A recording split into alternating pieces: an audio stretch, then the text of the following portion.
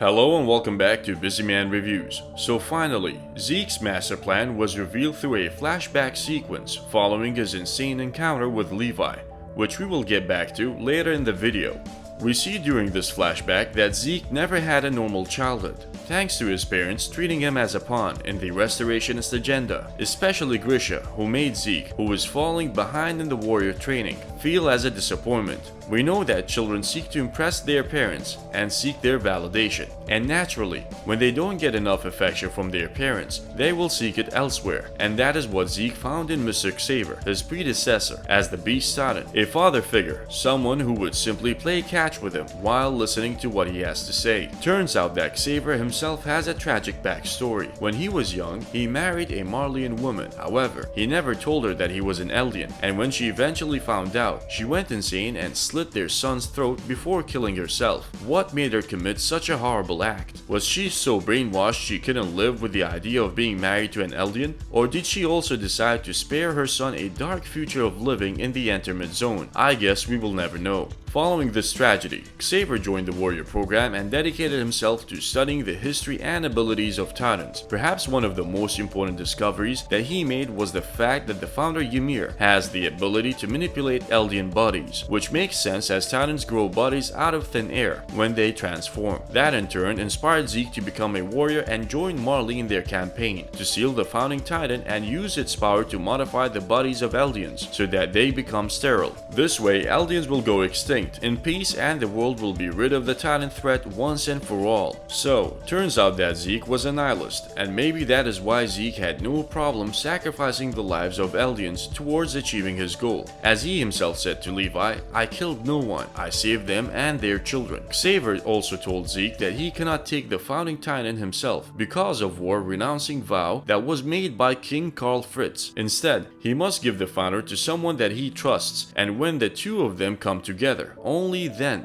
can he carry out his plan. And as we know, Zeke learned that his father survived and had a son, Eren, whom he passed down the founding Titan after stealing it from the royal family. And so, the Yeager brothers met in Liberia and agreed to carry out the Euthanasia plan. We also got to see the events that led Zeke selling his parents to the Marleyan authorities from his perspective. So, Zeke overheard the conversation and knew it was a matter of time before the Marleyans captured the restorationists. And so he tries to warn his parents, but Grisha, as usual, didn't listen to Zeke. To be honest, Grisha was a horrible father, forcing his son to become a warrior and inheriting a Titan just to help him take his revenge against Marley. I wonder if he also knew that Zeke's life will be cut short when he inherits one of the 9 Titans. That is, if he didn't die during war first. Zeke seemed to accept his fate of being shipped to Paradis and turned into a mindless Titan and went to say goodbye to Xavier, who pointed out to Zeke that his parents never loved him and that he should sell his parents to the Marleyan authorities in order to save himself and his grandparents. To be honest, his story is tragic and it shows that his actions are all fueled by his anger towards his parents. It was also heartbreaking to learn that Zeke always had Xavier glasses and wore them as a sign of respect to his mentor and father. These little details are what makes Attack on Titan a superb story. Okay, back at the Forest of Giant Trees, where Zeke is being detained for 30 days now. Levi decides to take matters into his own hands after learning about Pixie's plans to have Eren eaten on his way to the Forest of Giant Trees, and decided that it makes more sense to steal Zeke's Beast Titan by feeding him to one of the Yeagerists to temporarily hold his Titan until Historia, who is currently pregnant, can inherit the power of the Titan. This way, they wouldn't have to worry about any potential betrayal from Zeke's side while maintaining their ability to initiate the test rumbling.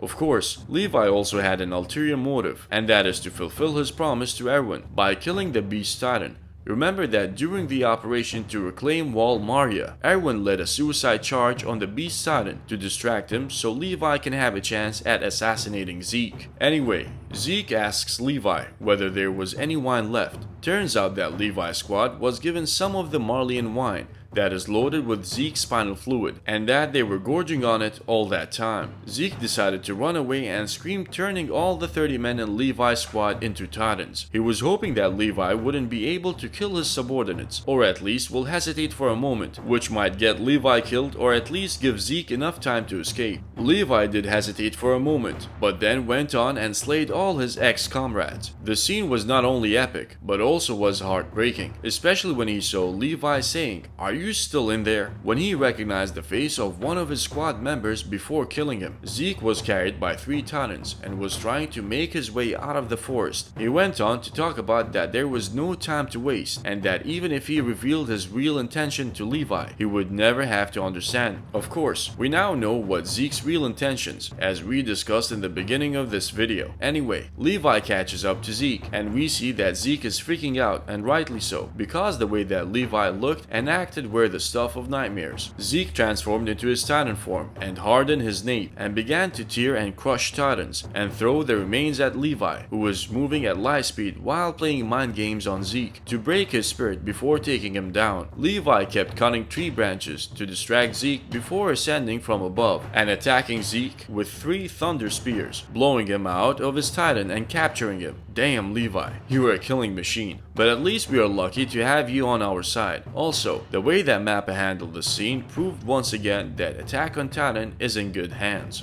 We then see Levi transferring Zeke in a cart and restraining him by putting a thunder spear into his stomach and tying the trigger to his neck. This way, if he tries anything, the spear will explode, killing him. Not only that, but he also goes on and chop his limbs off to prevent him from transforming, and he seems to enjoy doing that. That's when Zeke decided to die and take down Levi with him and pulls the trigger, causing a massive explosion that sent Levi flying through the air. I guess Levi pushed Zeke beyond his limits. Zeke had nothing to lose at this point, so it was natural that he would take Levi down with him, and Levi was so consumed by his rage that he failed to see this possibility ever taking place. When Zeke screamed at the forest, we saw that everyone who drank the wine felt something too, including Pixies and Nile. However, it seems that Zeke can only turn those in close proximity to him to Titans, but that means that he now has a leverage against the MPs, and he somehow survives the explosion. We also got a confirmation that Falco had ingested the wine, as he said that he felt an electric current passing through his body when Zeke screamed at the forest. Back at the restaurant, Armin and Mikasa finally had their audience with Eren, who made sure that they see the cut in his hand and asked them to keep their hands on the table all the time. That was not a good start, and things only went downhill from there. Eren told them that he is free, and when Mikasa suggested that Yelena and Zeke manipulated him somehow, he turned the table on them and went on to tell Armin that maybe he is the one being controlled by the enemy, as Bertolt's memories became a part of him, and that is why he always goes to talk to Annie in her shell.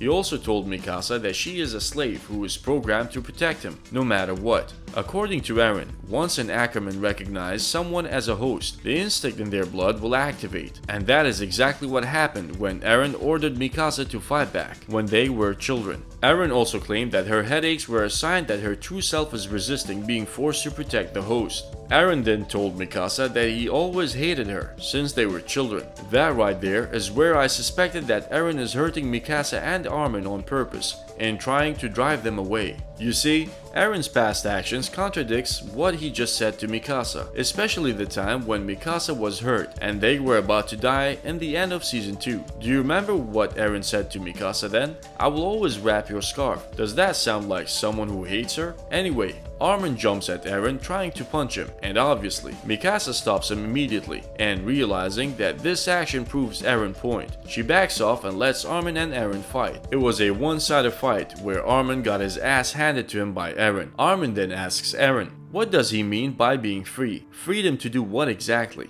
A question that goes unanswered by Eren, who instructs his supporters to take everyone to Shiganshina, his hometown where everything began. Also, I believe that this is where he and Zeke agreed to meet. Once they arrived at Shiganshina, we see that Armin, Mikasa and everyone else is detained in a prison cell. We also see Floke interrupting a training session that was conducted by none other than instructor Keith Shadis. Floke gives the cadets a speech and they join the Yeagers. However, he asks them to beat the crap out of Shadis, as he represents a symbol of the past, which they do. It was good to see Shadis one more time, but also sad to see him getting humiliated like that. But I don't believe that this is how his story ends. So now that we are left with only one episode, here is the situation. Zeke and Levi may or may not survive. Eren and the Yeagers took over Paradis and are all gathered in Shiganshina, waiting for Zeke to show up. In the meantime, Marley are preparing to launch a surprise attack against Paradis, and we know for a fact that Pike has infiltrated the island and that maybe other warrior candidates did too. Armin, Connie and Mikasa are prisoners, while all the higher-ups in the military are at the mercy of Zeke, since they all drank the wine that was laced with his spinal fluid. I cannot wait to see next week's episode. I guess the situation is primed to explode, and we should see an insane season finale, or shall I say,